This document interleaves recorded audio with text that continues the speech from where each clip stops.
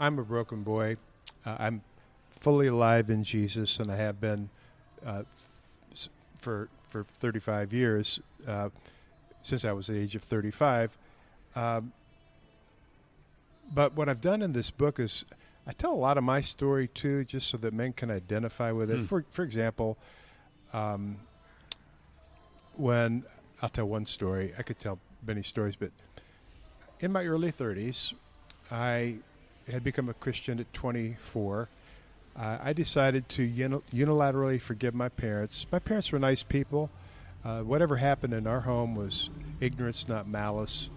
I forgave them when I was 25. I was starting to grow as a Christian. I forgave them. But I didn't have tools, the tools that I'm giving men in this book.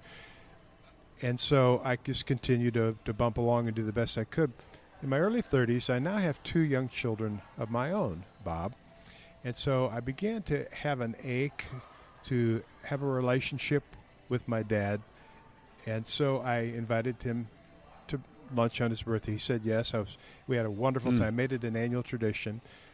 When I was 35, we were walking out of the restaurant. Our vehicles were parked next to each other by coincidence. I had a car, he had a truck, he was a working man. And to this day, I have no idea why I did this, but I said, "Dad, could I give you a hug?"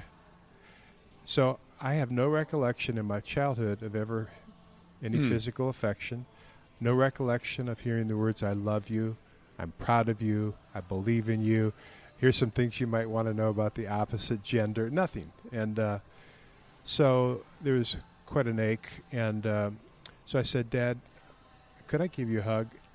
And before the words were out of my mouth, he was charging me like a grizzly bear, and he threw his arms around me and squeezed me so tight I couldn't breathe, and he let out this very deep primordial groan for about 20 seconds.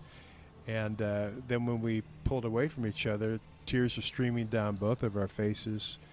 And I don't know where this came from, but I said, "Dad, I love you." And he said, "I love you too, son." And that's the first time I ever remember hearing the words, "I love you."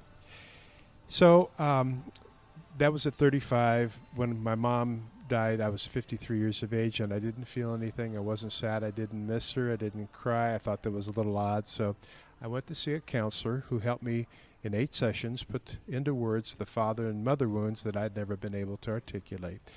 So this whole process from the age of 25 to 53, 28 years, it could have gone so much more quickly if someone had written this book that I've written and given it to me. I could have done perhaps in a few months what it took me 28 years. So what I've done here is I've taken that whole experience and compressed it down into this one book so that a man can hopefully heal his childhood wounds and get on with his life and break the cycle, the thing that you were talking about, for the next generations.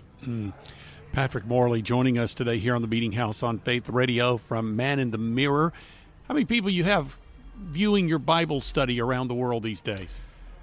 Bob, I really don't know. We've just with COVID hit, and we took down the video for a season, and now it's back up. It's been up for since March, and we'll see. I even renamed it.